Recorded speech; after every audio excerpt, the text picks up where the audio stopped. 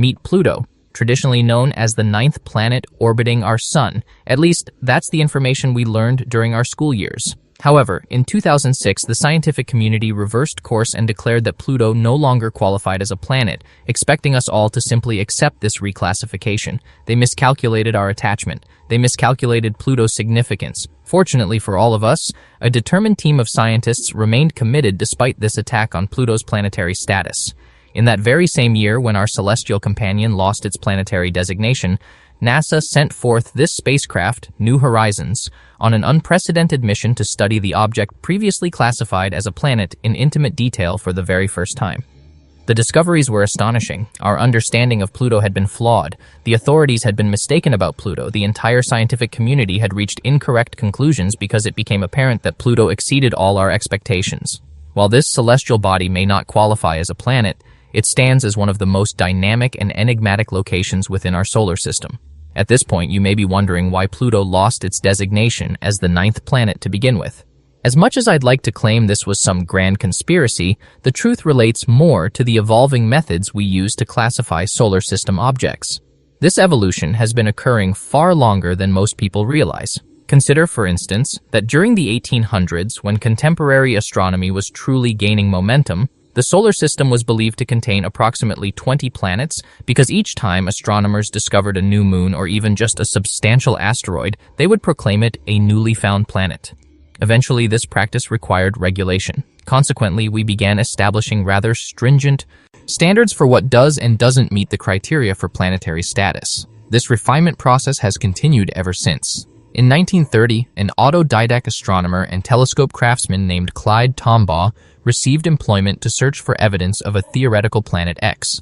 Scientists suspected that something unusual existed in the far reaches of the solar system that was disrupting the orbital paths of Neptune and Uranus, some undiscovered planetary body. Following 10 months of careful observation, Tombaugh identified a dim light progressing slowly through space past Neptune's orbit. He had set out to locate a new planet, and by every measure available, that's precisely what he discovered. Despite the criteria becoming more restrictive since the 1800s, only two fundamental requirements for planetary classification existed in the 1930s. First, the object must maintain an orbit around the sun. This explains why moons are excluded as they orbit planets instead. Second, the object must be distinctive within its orbital region. This explains why asteroids don't qualify. Numerous asteroids exist within the same general area, all appearing relatively similar. Based on our observations at that time, Pluto satisfied these requirements. It seemed to be the sole luminous object in the distant reaches of our solar system. Regrettably for Pluto, this assessment proved inaccurate. The significant transformation arrived in 2006 when authorities revised the planetary definition to require that a planet possess sufficient mass to clear its orbital path of other comparably sized objects, essentially functioning as a cosmic cleaning mechanism, gathering all the scattered rock and debris during its journey. A planet must dominate its orbital neighborhood. As circumstances revealed, Pluto isn't simply traveling through some remote emptiness out there. It's actually just one body within an extensive collection of material that has become known as the Kuiper Belt. It resembles the solar system's debris field, all the material that wasn't drawn in to create the sun, the inner planets, or the gas giants accumulated in a massive ring encircling the periphery. Pluto isn't even the largest body in the Kuiper Belt. It's merely the most luminous object in that region. That's why we detected it initially and incorrectly assumed it existed in isolation. As it happens, Pluto ranks among the most highly reflective bodies in our solar system. Only Venus and Jupiter among the planets possess higher reflectivity indices, primarily due to their substantial cloud coverage. Therefore, from a distance, Pluto seems considerably larger than its actual dimensions. Nevertheless, Pluto doesn't remain constantly mixed among the Kuiper Belt objects. It actually follows an extremely unusual orbit with a highly dramatic elliptical configuration that occasionally carries it significantly nearer to the Sun than Neptune, approaching roughly the same distance as Uranus. Additionally, Pluto's orbit is inclined. Virtually everything orbiting the Sun exists on a flat plane resembling a disk. However, Pluto's orbital path is tilted 17 degrees relative to that disk. Consequently, it's nearly always positioned either above or below our perspective. Not that we'd particularly notice, since Pluto requires 248 years to complete one solar orbit. Due to all these factors, Pluto certainly doesn't qualify as a planet, but it is decidedly unusual. Unusual phenomena can prove remarkably fascinating, which explains why the engineers at Johns Hopkins University constructed the New Horizons space probe to discover just how extraordinary this situation could become. Coincidentally, NASA launched New Horizons during the same year that everything shifted for Pluto. The primary obstacle to address was distance. Pluto lies at an extreme distance, and we preferred not to wait indefinitely.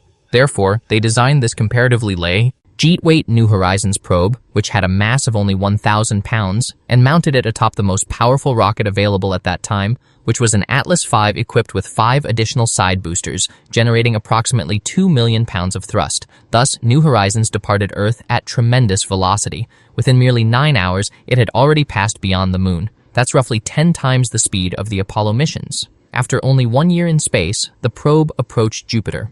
NASA utilized this as an opportunity to evaluate the imaging equipment.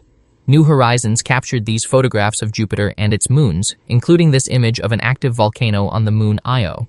However, the genuine purpose for passing so near to Jupiter was to exploit the giant planet's gravitational field as a slingshot to acquire even greater velocity and continue directly toward Pluto. This remained a lengthy journey. Even with the gravitational acceleration, it required another 8 years to traverse the outer solar system. As New Horizons approached Pluto in 2015, it commenced capturing the initial images. We observed these 2 luminous points of light in the distance that began to advance nearer and nearer as the days progressed. Those were Pluto and its largest moon, Charon. These two share an intriguing relationship. Charon measures approximately half the size of Pluto and orbits in very close proximity, just under 20,000 kilometers away. For comparison, our own moon maintains a distance just under 400,000 kilometers. This intimate relationship between 2 similarly sized objects generates an unusual form of tidal locking, where only one hemisphere of Charon ever faces Pluto, just like our moon, but additionally only one hemisphere of Pluto ever faces Charon. Therefore, if you were positioned on the far side of Pluto, you would never observe the moon, and if you were positioned on the near side, you would perpetually observe the moon in precisely the same location. Furthermore, because Charon is so massive, it doesn't actually orbit around Pluto.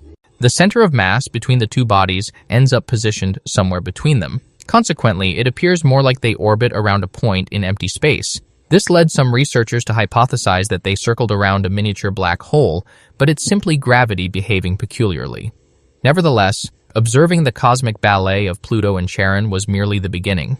As New Horizons finally drew near, it began capturing the first genuine photographs of Pluto's surface. This is what it revealed. If you anticipated a large blue sphere of ice, this contradicts those expectations. Pluto displays a diverse palette of deep red, pale blue, white, yellow, and burnt orange. The first distinctive feature identified on Pluto is this enormous pale heart configuration. It's formed by low-elevation plains of ice. What's particularly intriguing here is that each half of the heart possesses its own unique characteristics.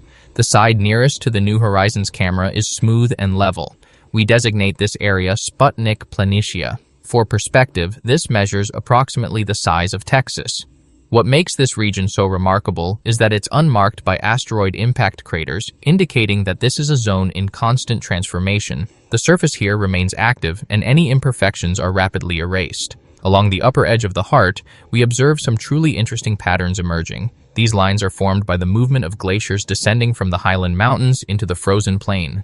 This reveals to us that Pluto is not composed of ice as we understand it. In this location, distant from the sun, the temperature drops to -229 degrees Celsius. It is so frigid that water ice would be excessively hard and brittle to form flowing glaciers. Therefore, what we've determined is that Pluto's surface is predominantly composed of nitrogen ice. Our own atmosphere is nitrogen-based. It constitutes the majority of the air you breathe.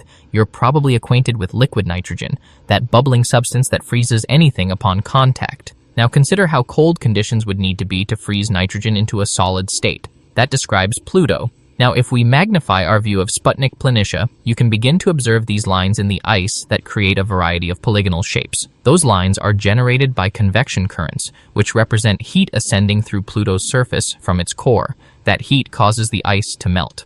Only because we're located here in the vacuum of space, it's impossible for liquid to exist, even liquid nitrogen. Consequently, what occurs is a process called sublimation, which is when a solid transforms directly into a gas. That gas ascends and actually generates an atmosphere above Pluto. It's not a dense atmosphere. It hovers above the surface and separates into layers of thin fog. However, it does extend very high into space because Pluto possesses fairly minimal gravity to contain it. The surface pressure on Pluto is likely approximately 1 million times weaker than on Earth.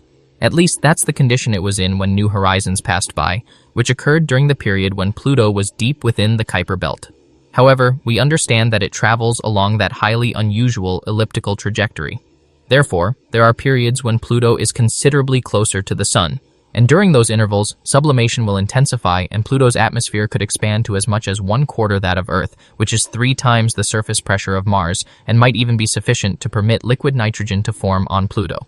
Directing our attention to another striking surface feature of Pluto, that deep blood-red stain extending from the left side of the heart. This region is commonly called Cthulhu Macula, after the cosmic horror created by H.P. Lovecraft, though the technical designation is actually Belton Regio. Regardless, what causes it to be so red? The prevailing theory is that the coloration is produced by tholins, which are organic compounds created by solar radiation impacting methane and carbon dioxide that lingers in Pluto's atmosphere.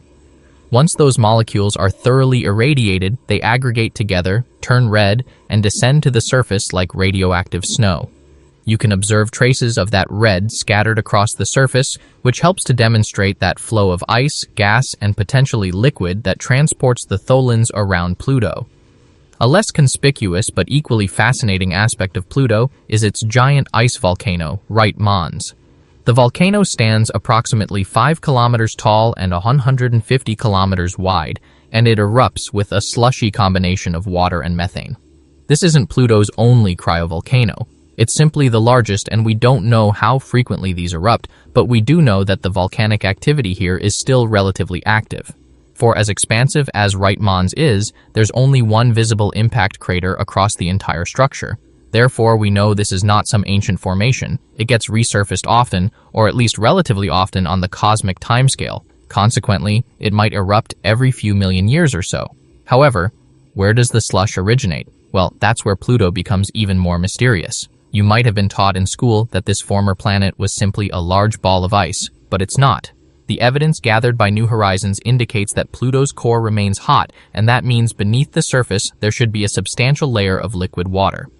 This is the same composition that we anticipate finding inside the icy moons of gas giants like Jupiter's Europa and Saturn's Enceladus. We expect that the heat within those moons is generated by the powerful gravitational forces emanating from their nearby planet. We don't really have an explanation for where Pluto's heat originates, though.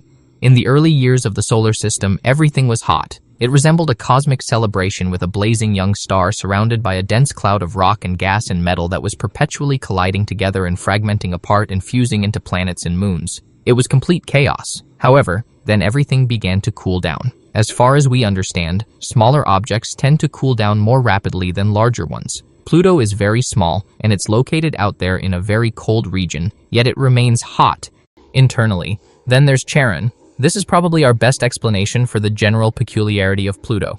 Because they are so similar in size, it doesn't make much sense that Charon would have been captured into Pluto's orbit and remained there.